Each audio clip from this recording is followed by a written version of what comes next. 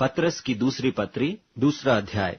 और जिस प्रकार उन लोगों में झूठे भविष्यद्वक्ता थे, उसी प्रकार तुम में भी झूठे उपदेशक होंगे, जो नाश करने वाले पाखंड का उद्घाटन छिप छिप कर करेंगे, और उस स्वामी का जिसने उन्हें मोल लिया है इनकार करेंगे, और अपने आप को शीघ्र विनाश में डाल देंगे।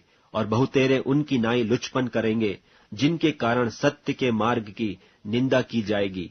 और वे लोभ के लिए बातें गढ़कर तुम्हें अपने लाभ का कारण बनाएंगे।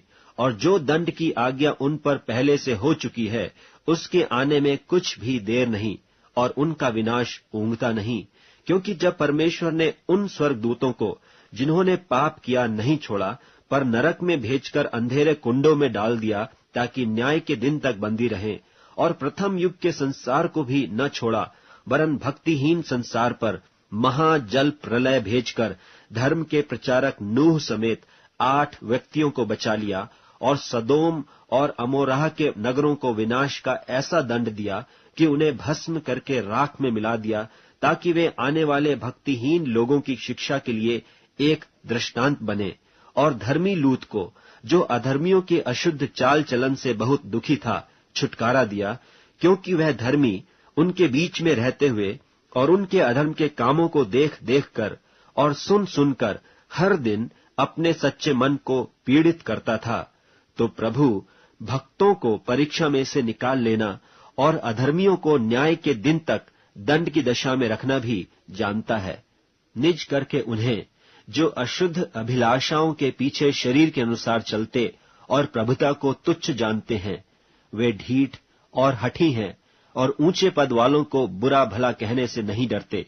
तो भी स्वर्गदूत, जो शक्ति और सामर्थ में उनसे बड़े हैं, प्रभु के सामने उन्हें बुरा भला कहकर दोष नहीं लगाते। पर ये लोग निर्बुद्धि पशुओं ही के तुल्य हैं, जो पकड़े जाने और नाश होने के लिए उत्पन्न हुए हैं, और जिन बातों को जानते ही नहीं, उनके विषय में औरों को बुरा भला कहते हैं। वे अपनी सड़ाहट में आप ही सड़ जाएंगे। औरों का बुरा करने के बदले उन्हीं का बुरा होगा। उन्हें दिन दोपहर सुख विलास करना भला लगता है। यह कलंक और दोष है। जब वे तुम्हारे साथ खाते पीते हैं, तो अपनी ओर से प्रेम भोज करके भोग विलास करते हैं।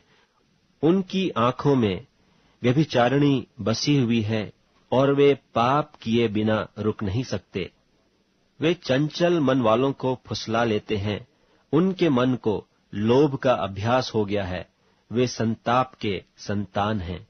वे सीधे मार्ग को छोड़कर भटक गए हैं, और बओर के पुत्र बिलाम के मार्ग पर हो लिए हैं, जिसने अधर्म की मजदूरी को प्रिय जाना, पर उसके अपराध के विषय में उल्हाना दिया गया।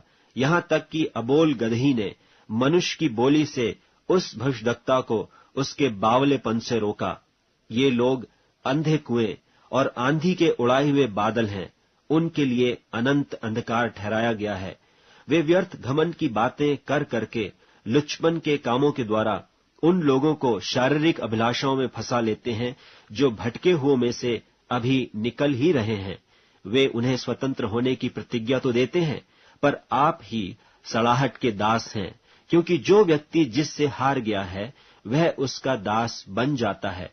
और जब वे प्रभु और उद्धारकर्ता यीशु मसीह की पहचान के द्वारा संसार की नाना प्रकार की अशुद्धता से बच निकले और फिर उनमें फंसकर हार गए, तो उनकी पिछली दशा पहली से भी बुरी हो गई है। क्योंकि धर्म के मार्ग का न जानना ही उनके लिए इससे भला होता कि उसे जानकर उस पवित्र आज्ञा से फिर जाते जो उन्हें सौंपी गई थी।